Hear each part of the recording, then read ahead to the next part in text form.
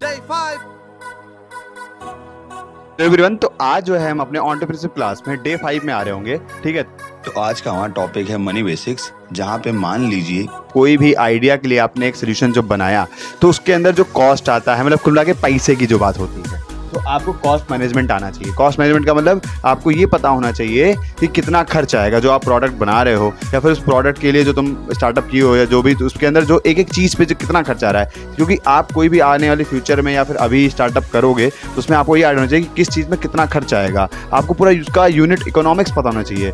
मान लो कोई भी आपने सोल्यूशन बनाया कि आपने एक, मान लीजिए, पानी की बोतल की कंपनी का शुरुआत किया, तो बोतल में कितना कॉस्ट आ रहा है ना, समझे नहीं समझे? बोतल को पैक करने वाले जो लोग हैं वो कितना पैसा लेंगे, मतलब एक एक बारीक से बारीक चीज़ों पे आपको पता होना चाहिए। आपको कॉस्ट को मैनेज करना आना चाहिए, मतलब पैसा कितना खर्चा आ रहा है, इस पे आपको आइडिया होना चाहिए। जब तक आपको कॉस्ट मैनेजमेंट नहीं आएगी, जब तक आप कोई भी सोल्यूशन बनाओगे उसको ढंग से नहीं बेच पाओगे, ढंग से उसके बारे में ये नहीं पता होगा कि आपको उसमें कितना लगा, तो हम कितने में बेचें, तो कितना प्रॉफिट है, ये सारी बातें। उसके बाद क्लैरिटी होनी चाहिए, वो बूट स्ट्रैप होनी चाहिए कि आपने सोल्यूशन बनाया, वो लोग कहते हैं कि यार मेरे पास पैसा नहीं है तो मैं नहीं अपना प्रोडक्ट बना सकता, मैं कोई नया चीज़ नहीं बना सकता। देखो, आप आसपास के सामानों का भी यूज़ कर सकते हो।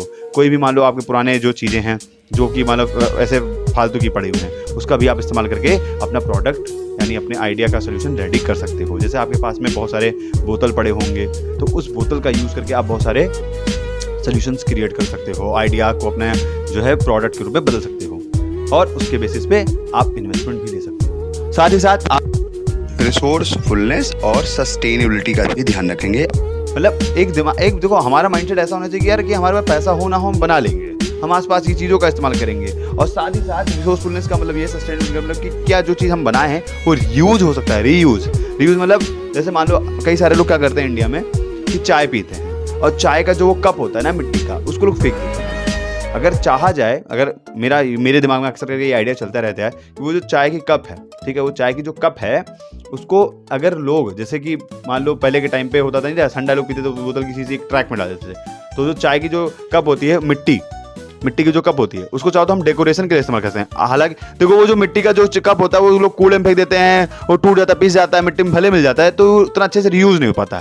हम चाहेंगे, अगर हम कोशिश करेंगे तो शायद उसी मिट्टी के कप को अच्छे से उसको पूरा धुल के और उससे एक डेकोरेशन के लिए, या ऐसे बहुत सारे आप चाहो तो चीज़ें क्रिएट कर सकते हो, या उस मिट्टी को फिर से पीस के कुछ और चीज़ें बना सकते हो। तो ये रीयूज वाली मेंटालिटी भी आपकी होनी चाहिए।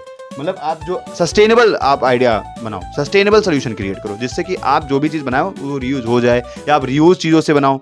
इस तरह से हमारे आज का जो ये लेक्चर है एंड हो रहा है, और हम लोग डे 6 में बात करेंगे। तब तक के लिए till then keep learning and keep